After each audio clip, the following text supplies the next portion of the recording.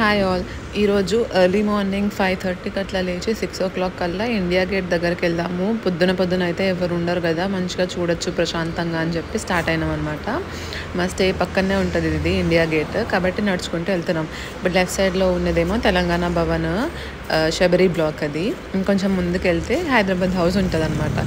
ఈ హైదరాబాద్ హౌస్ మన నిజాం మీర్ ఉస్మాన్ అలీ ఖాన్ ఒకప్పుడు హైదరాబాద్ ప్రిన్స్లీ స్టేట్ ఉన్నప్పుడు ప్రతి ఒక్క ప్రిన్స్లీ స్టేట్కి కూడా ఒక హౌస్ ఉండాలి అని చెప్పి ఢిల్లీలో కట్టించుకున్నారనమాట. అయితే అన్ని ప్రిన్స్లీ స్టేట్స్లో కూడా మన హైదరాబాద్ హౌసే చాలా బిగ్గెస్ట్ ఇంకా గ్రాండెస్ట్ అనమాట. అది కట్టింది సర్ ఎడ్విన్ లుటియన్స్ అనే బ్రిటిష్ ఆర్కిటెక్ట్.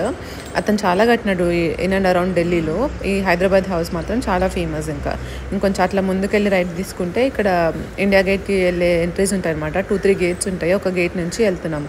అప్పుడే మంచి ఎర్లీ మార్నింగ్ కదా, సన్ రైజ్ అవుతా ఉంది, ప్రశాంతంగా ఉంది. మార్నింగ్ వాకర్స్ అందరూ కూడా వస్తున్నారు కొంతమంది. కాబట్టి ఈ టైంలో అయితేనే బెస్ట్ ఇండియా గేట్. నార్మల్ టైంలో అయితే మస్తు మంచి జనాలు ఉంటారు కదా అని చెప్పి ఈ టైంలో వచ్చినాము. హైదరాబాద్ హౌస్ కట్టింది 1926 ఆ టైంలో అనమాట.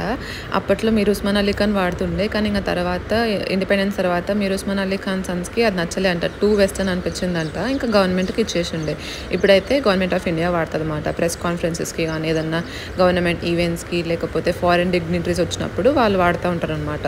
ద ఫేమస్ ఇండియా గేట్ ఇది కట్టింది కూడా సర్ ఎడ్విన్ లుటియన్స్ అనే ఆర్కిటెక్ట్ అనమాట. 1931లో స్టార్ట్ అయింది ఇది.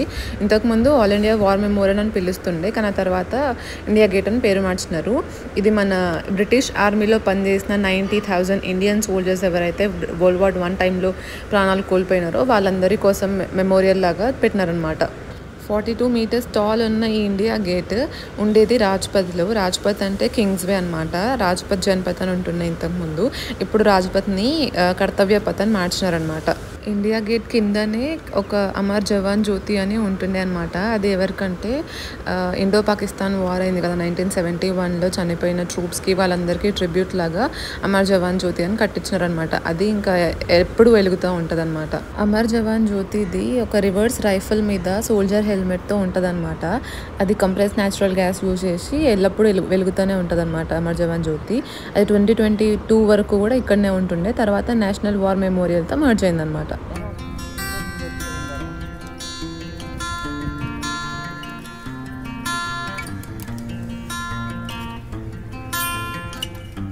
ఇక్కడ మీరు క్లోజ్గా అబ్జర్వ్ చేసినారంటే నేమ్స్ కనిపిస్తున్నాయి కదా మనకి. ఫస్ట్ వరల్డ్ వార్ టైంలో బ్రిటిష్ ఆర్మీ కోసం పనిచేసిన మన ఇండియన్ సోల్జర్స్ అందరివి కూడా ఇక్కడ నేమ్స్ చెక్కినారనమాట.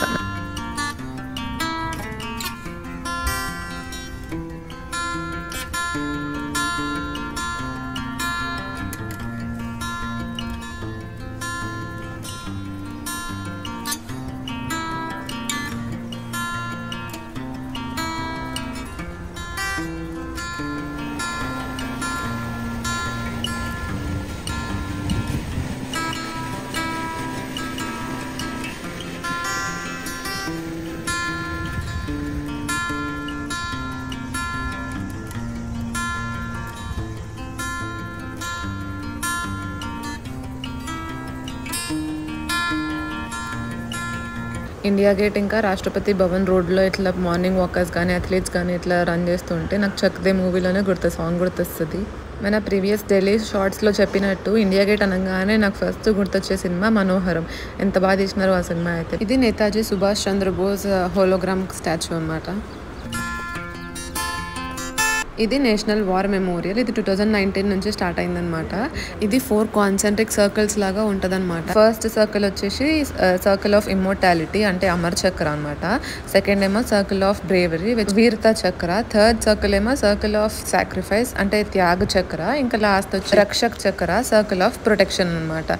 ఇవన్నీ మన చక్రవ్యూహం టైప్లో కట్టినారు. ఇక్కడ మన పరమ యోధ అసలు మీకు ఆల్రెడీ లాస్ట్ వీడియోలో చూపించిన కదా, పరమవీర చక్ర వచ్చిన 21 డిసిప్లిన్స్ గురించి నేను ఒక వీడియోలో పెట్టినా కదా, దాంట్లో ఉంటుంది. ఇది కూడా చాలా బాగుంటుంది అనమాట. ఇండియా గేట్ వచ్చినప్పుడు ఇవన్నీ మస్ట్ అండ్ షుడ్గా విజిట్ చేయొచ్చు. India gate, national war memorial, పరమ యోధా స్థల్, ఇంకా రాష్ట్రపతి భవన్, ఇవన్నీ కూడా కవర్ చేయాల్సిందే.